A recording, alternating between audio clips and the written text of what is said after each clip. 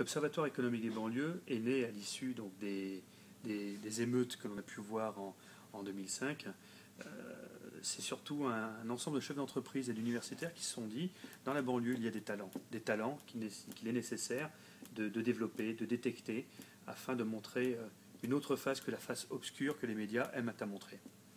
L'Observatoire, c'est également une école doctorale qui est reliée directement au CNAM, l'IPSOR, le laboratoire d'investigation de prospective et d'organisation, et qui permet également à des jeunes de préparer un doctorat en sciences de gestion sur des sujets typiquement et afférents aux problématiques des banlieues et des zones périurbaines.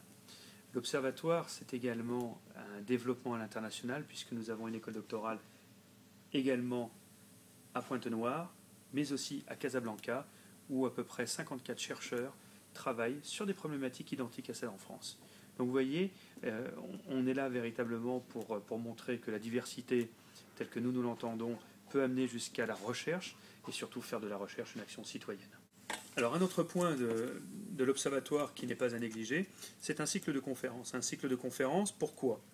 Tout simplement pour amener un flux d'intelligence, un flux d'étudiants, un flux de professeurs, un flux de chefs d'entreprise, pour les amener à réagir et surtout à réfléchir sur ces problématiques également des zones périurbaines. L'idée est très simple. Dogat Dogui, par exemple, qui est le patron d'Africagora, qui maîtrise parfaitement toutes les diasporas africaines, interviendra prochainement sur justement ces notions de réseau africain sur notre beau territoire national. Vous avez des personnes comme Christine Bruno, qui est maire adjointe de Boulogne, qui est un très fin criminologue, avec le procureur Brunet, qui viendra également intervenir sur les principes et les problématiques de la délinquance.